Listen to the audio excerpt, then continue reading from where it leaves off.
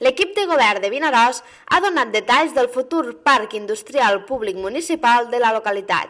Segons ha indicat el regidor d'Urbanisme, Javier Balada, aquest comptarà amb gairebé 2.800.000 metres quadrats de superfície i s'ubicarà a la partida Soterranyes, prop de la Nacional 232 i de l'AP7, i amb fàcil connexió amb l'estació i el port de la localitat. Balada ha explicat sobre un plànol el lloc exacte pel que aposta l'equip de govern per a construir el polígon.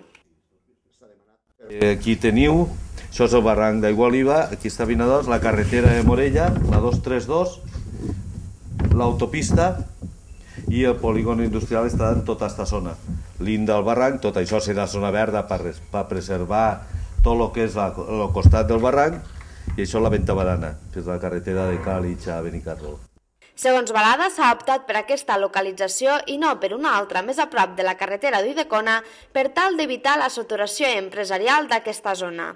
D'altra banda, l'Ajuntament de Vinaròs es troba en negociacions amb el CEPES i el CEPIVA, amb més dificultats amb aquest darrer organisme, segons han indicat, per tal de tractar d'aconseguir subvencions. De moment, des de l'equip de govern vinarossenc, esperen no haver de recórrer a les expropiacions per fer-se amb els terrenys necessaris. Així mateix, el regidor d'Urbanisme de Vinaròs ha afirmat que les parcel·les que sortiran a la venda amb un preu de 60 a 70 euros el metre quadrat estaran destinades fonamentalment a grans empreses. Aquestes parcel·les seran normalment a partir de 10.000 metres. Algunes vull dir que són per a indústries grans, mai per fer la competència al sòl industrial privat, que és més a parcel·les menudes per a...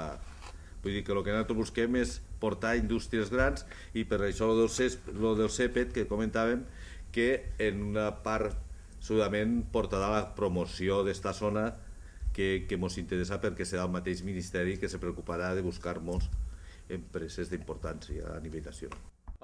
Balada espera que enguany pugui començar a fer-se realitat aquest polígon industrial públic municipal amb l'inici de les obres.